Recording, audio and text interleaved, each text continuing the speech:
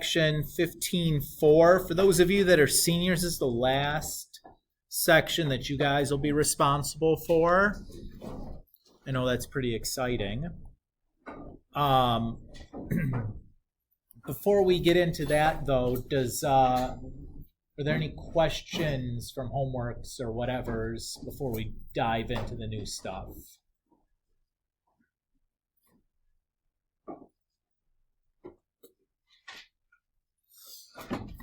Okie dokies. So 15.4, we're going to be talking about solving. We're going to look at solving both exponential equations and logarithmic equations. Previously, this was the kind of thing we could only do on our calculator, where we graphed the two sides and found the intersection. We now have all the algebraic tools necessary to do this by hand. So that's what we're going to do. We're just going to work through some examples together to kind of get you used to the process, but there's no new concept going on here. It's just like using the tools that we've developed in this chapter as of so far. So let's say we have an exponential equation like 14 times 1/3 to the x minus 1 equals 126. So I notice that the variable in this equation is located in an exponent, right? In order to solve an equation where the variable is in the exponent, I'm going to need to use a logarithm. Because I remember that logarithms cancel out exponent bases and leave you just the exponent afterward. Everybody's okay with that? Before I can apply that logarithm to both sides of this equation, I want to get the exponential part by itself. So right now I have 14 times 1/3 to the x minus 1. I want to get that 14 out of there. How am I going to move that 14 to the other side? Divide by 14. You got it, dude.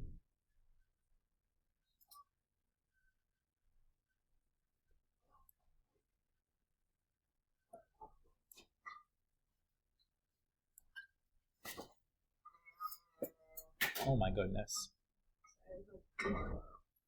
It sounded like a cow. Yeah, it does that. It likes to make noise. Weird. Okay. So now that the exponent part is the exponential part is by itself, we're going to take the log of both sides to cancel out that exponent base. Now, really, we've seen that there's like lots of different logs because you can have log base kind of almost any number you want. And really any log will work here, but to make this process as simple as possible, we should choose a specific log for this specific problem. Does anybody remember what log we should use in this case? Nope. What log base should we use? Base what? 1/3 is correct. Yes, I want to choose the base of my logarithm to match the base of my exponential. So we're going to do log base 1/3 to both sides of this problem.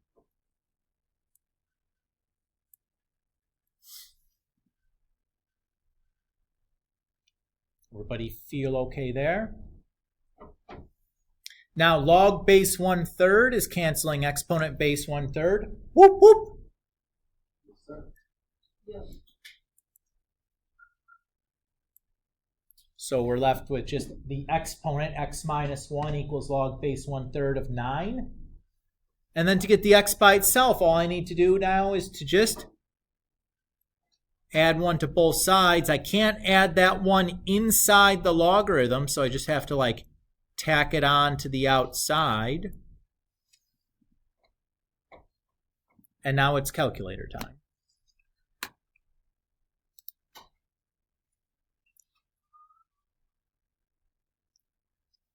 So to get the logarithm where I can type any base into my calculator, I press the math button. And I scroll almost all the way down to the bottom and pick the log base command. And then I can just type this in how it looks like on my sheet of paper. So my answer there is -1.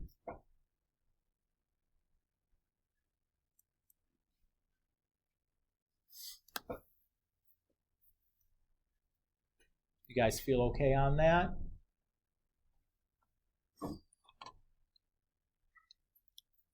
Okay. Again, the big takeaway, the big key concept is that we can use a logarithm to cancel out the base of an exponential. That's our ticket.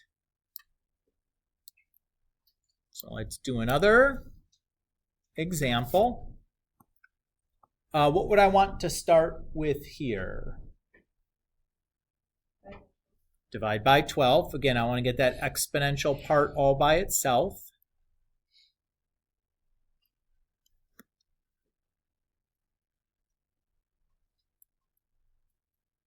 And 27 divided by 12, that reduces down to just 9/4. I'm going to do that reducing. You don't need to do that because it's all going to go into your calculator anyway, whether you reduce it or not. Makes really never mind.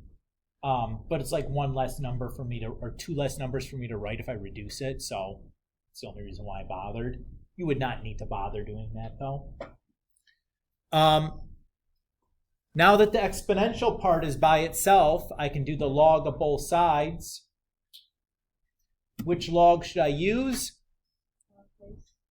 Log base 3/2. Again, I just want that log base to match the exponential base, or the exponential base.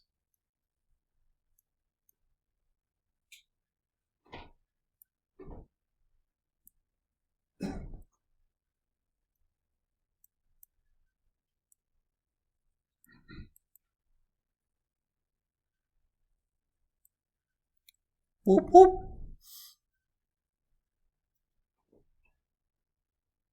So I'm left then with just x/5 is equal to log base 3/2 of 9/4.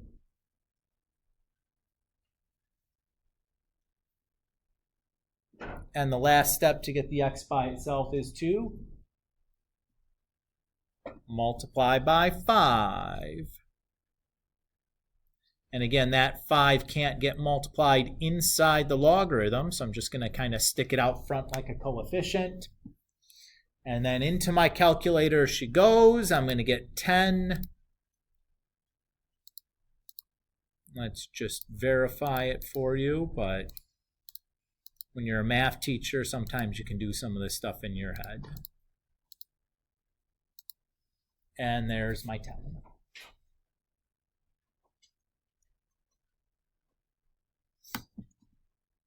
Feel good so far? So again, that should be fairly straightforward.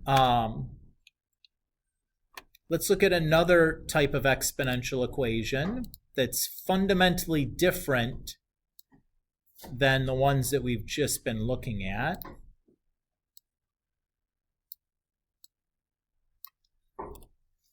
So here we have 3 to the x plus 3 to the negative x all over 4 is equal to 2.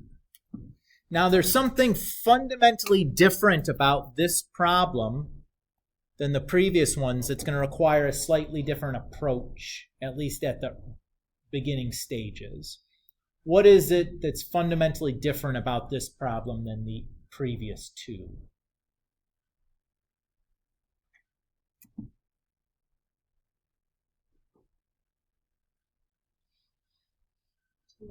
Yeah, I have x's in more than one location, right? So the x's are in 2 different exponents. That's going to make life a little bit more complicated, but still doable for us. The first thing that I'm going to want to do, though, is to get rid of that stupid fraction, because nobody wants to deal with that. We'll just multiply both sides by 4.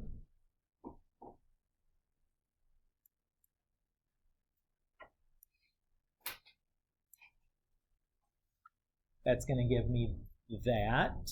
Everybody feel good on that? The next thing I want to worry about is this negative exponent. What can I multiply to both sides of this equation to get rid of that negative exponent? It's a tough question. What do we think?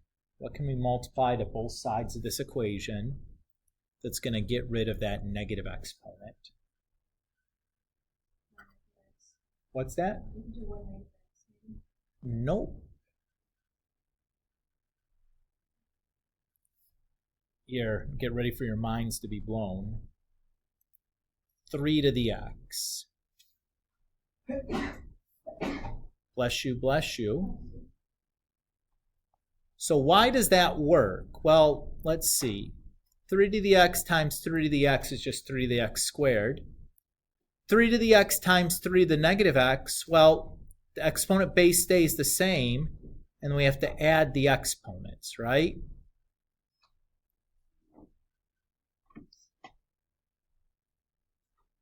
And what's x plus negative x?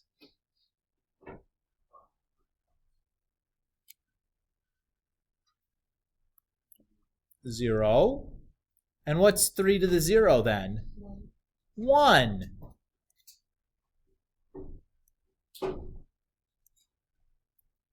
And look at that. No more negative exponents.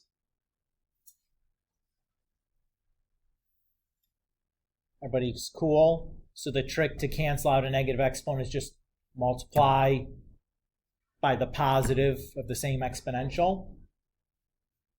Easy enough. Now let's take a look at this thing. I have 3 to the x squared plus a constant equals 8 times that same 3 to the x. You know what this looks like to me? Kind of looks like a quadratic. Right? Let's just imagine that we replace that 3 to the x with like a different variable, maybe a y. If I do that, I have y squared plus 1 equals 8y. Definitely quadratic. Do you guys see it? How do we solve a quadratic equation? So it needs to equal 0 first, and then we could use the quadratic equation, or we could factor, or probably the two primary means. A quick look at this, though, not going to be factorable. There's not two numbers that multiply to give us 1 and add to give us -8. At least not two integers, right? So quadratic formula it is. So negative b plus or minus the square root of b squared minus 4ac all over 2 times a. So let's see what we got here. Negative 8 squared is 64. 4 times 1 times 1 is 4. 64 minus 4 is 60. So we have 8 plus or minus the square root of 60 all over 2.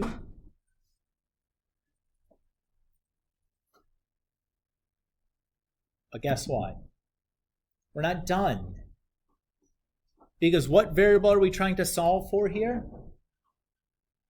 X. What did we solve for? Y. So now we have to put our 3 to the x back.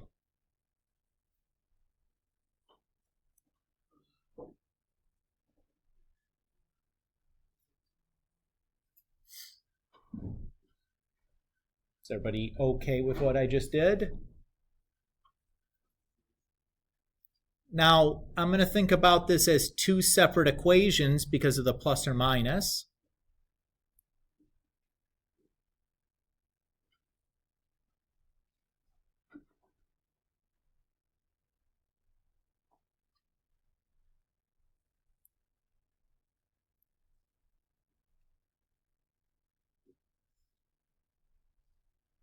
And then what am I going to need to do to solve this equation? 3 to the x equals whatever that thing is. How am I going to get the x by itself?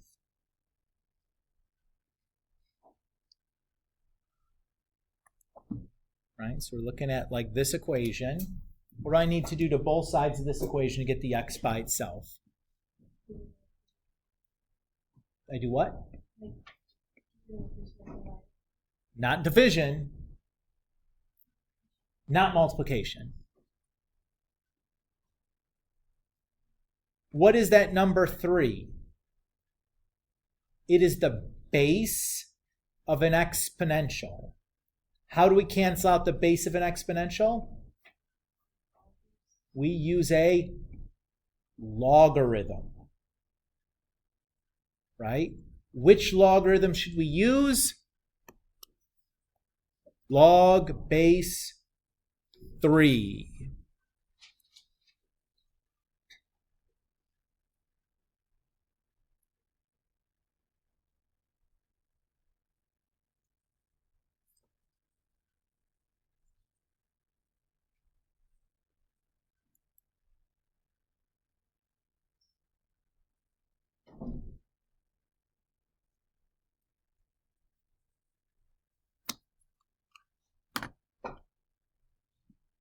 And now it's calculator time. So math, log base 3. I'm going to use that horizontal fraction bar.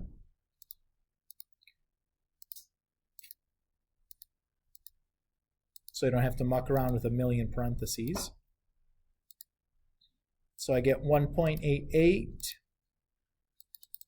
And then when I change that to a minus, I get negative 1.88.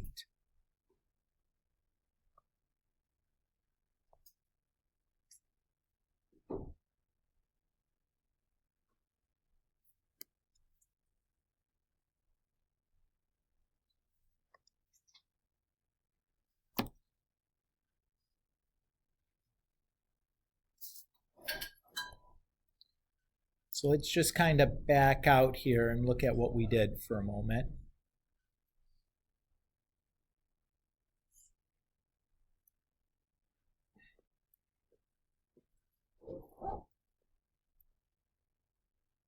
So the first part, what our goal is to try to turn that exponential equation into a quadratic.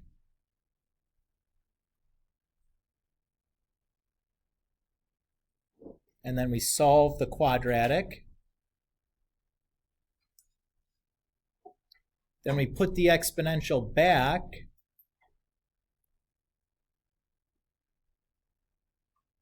And we solved. Anytime we see the variable in 2 different exponents,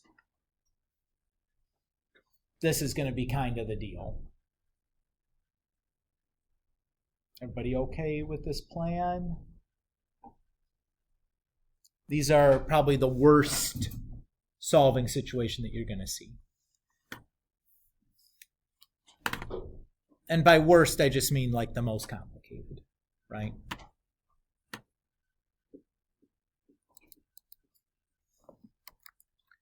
But this idea of like doing some algebra to make it into a quadratic, solving the quadratic, and then putting the piece back in to solve the exponential, like that's going to be a fairly familiar pattern.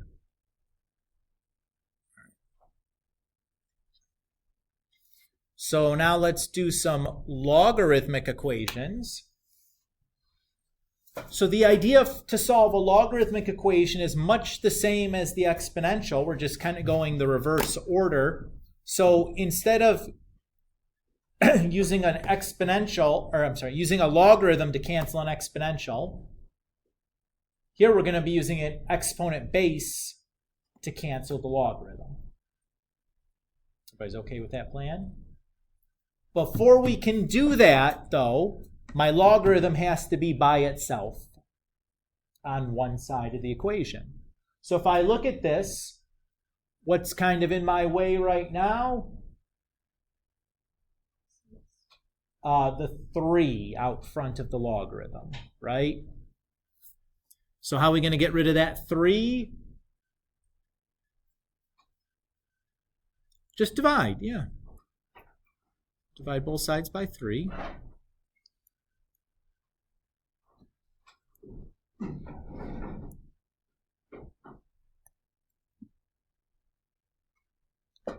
Now the log is all by itself, right? So to cancel out this logarithm, we're going to do an exponent base to both sides. The exponent base we should choose should match the base of my logarithm. There's nothing written there as the base, so what do we recognize the base of the logarithm to be? Not 1. 10. Remember, this is the common logarithm. When there's nothing written down there, we understand the base to be 10. So we're going to make 10 the base of the left-hand side and 10 the base of the right-hand side.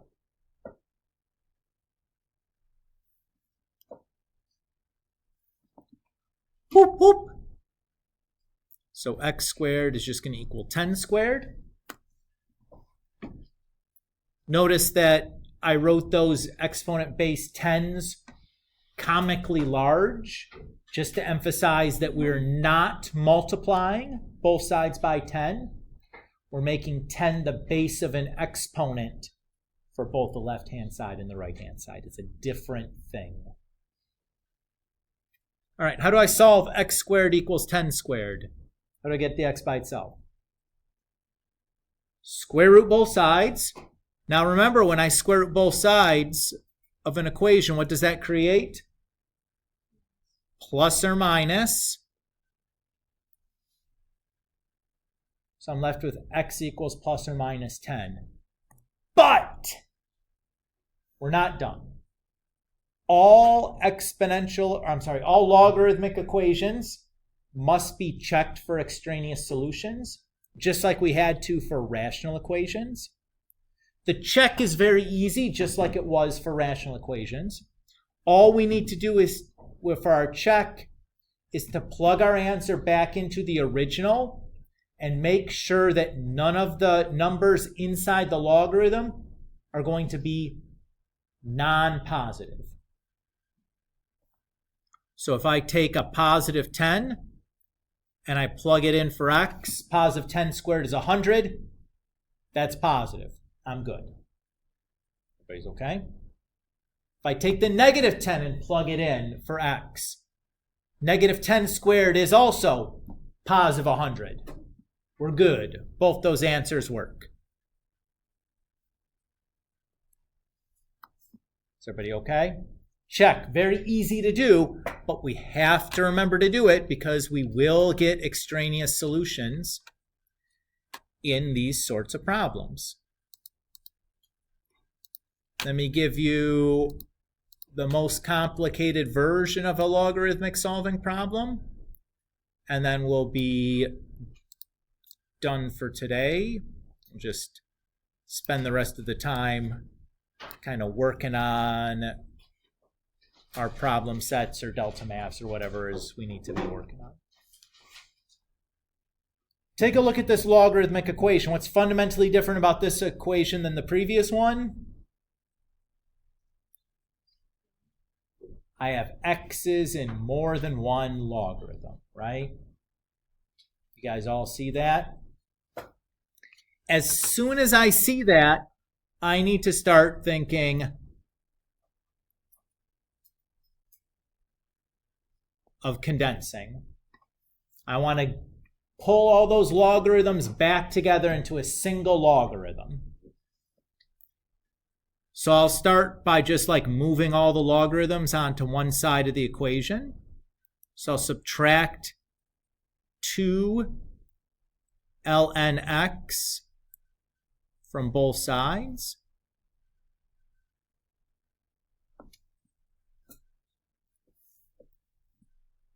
Everybody feel okay there? Now I'm going to start my condensing. Remind me, we have the product, quotient, and power properties. What's the order that I use those properties when I do condensing? Which one do I look for first?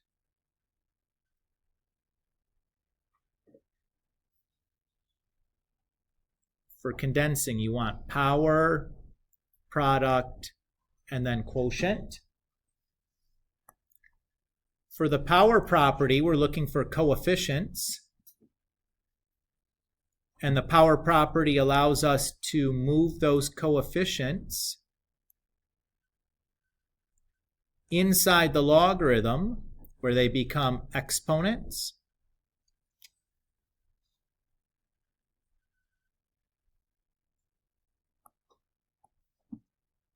Next, we look for the product property.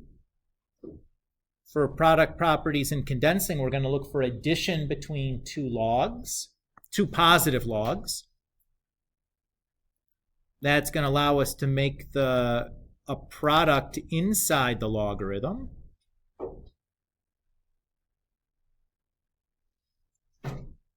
Yes, sir. Sure.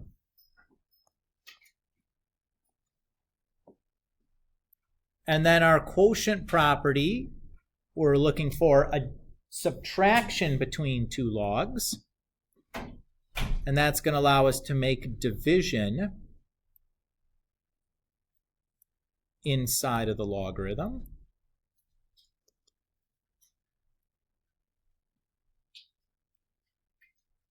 Everybody feel okay to hear? So just like one of these condensing problems you did in the previous homework assignment, in the previous Delta Math, right? Should be okay at that skill. You're seeing now why we practice it so hard. So now I'm going to go ahead and cancel out the logarithm. Since we have the natural log, I recognize that the natural log is the logarithm base e.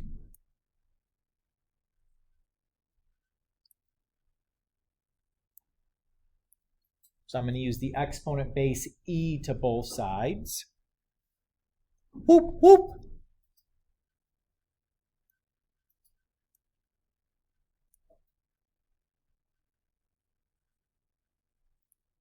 And then e to the 0 I know is 1.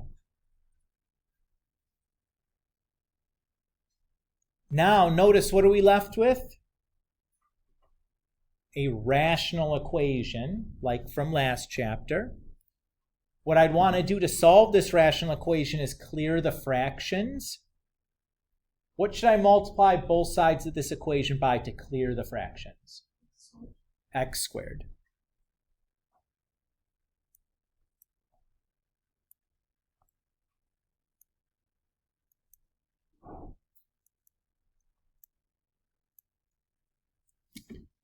We now have a polynomial equation. To solve this, I need to combine my like terms and move everything onto one side of the equation so it's equal to 0. So I'll FOIL this out.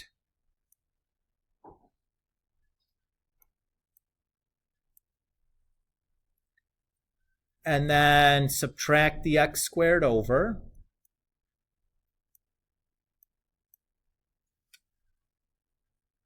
And now to solve this quadratic equation, I can either use the quadratic formula, or I can try to factor. Since the leading coefficient is not 1, I'm just going to go straight to the quadratic equation or quadratic formula, because it might factor. It does. But, sometimes that can be tricky, and it's not guaranteed to work. So I'll just use the quadratic formula.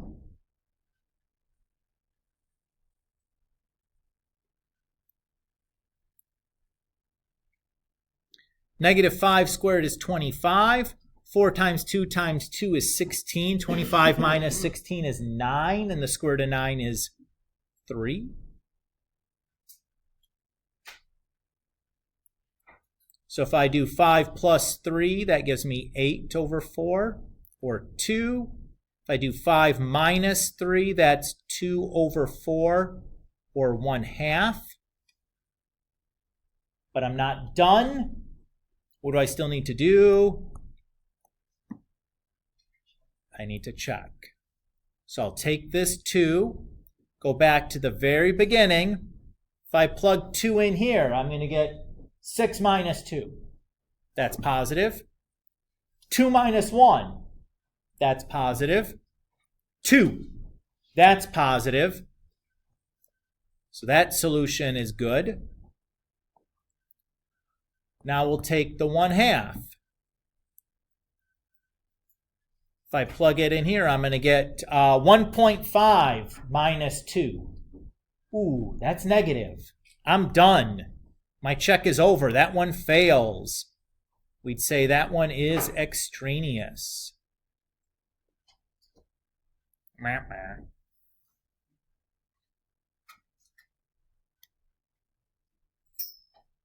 So again, the check, really pretty easy to do. It's very fast. There's not much to do, but you got to remember to do it.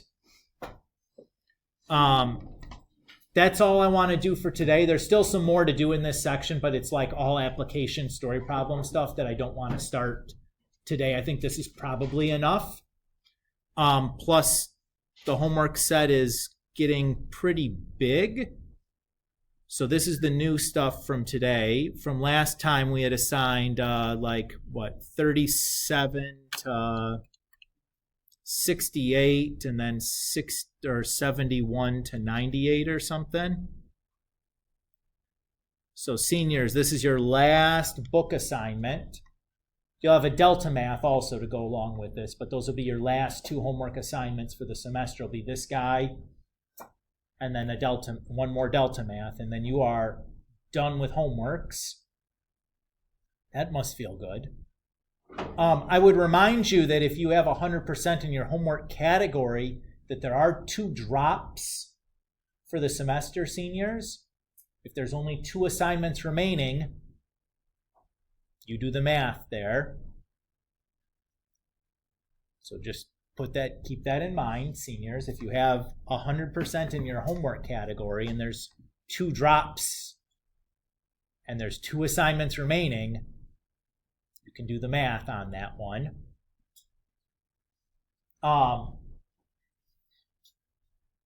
It means that you wouldn't have to do them. Not doing them wouldn't hurt your grade.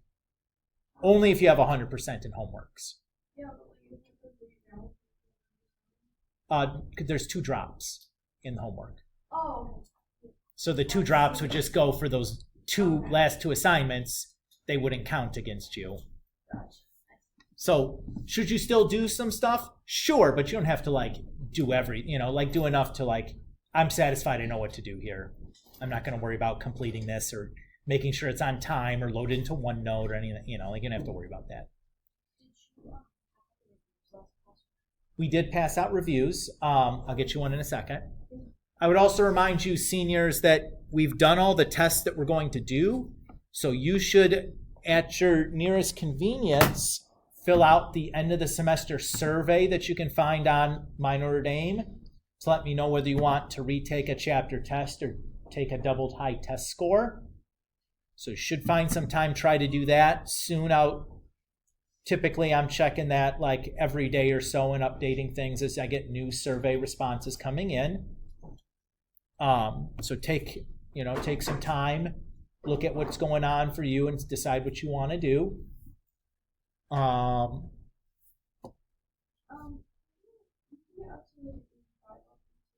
Correct. That is the max score on a retake is an 85. Yes. Any other questions for me, seniors? Okie dokie. So we'll finish 15.4 next time, and we'll do the last Delta Math will be Monday next week. And then the Wednesday before break is the next day. We'll probably just take it as a general work day because at this point you have 130 homework problems and 3 Delta Maths for this chapter. So we'll want to make sure we give you some more time in class to make sure that if you need to get caught up on anything, we can do that before people are gone for spring break for long whiles. Everybody sound good? Okie dokes. Any other seniors need to get the review packet?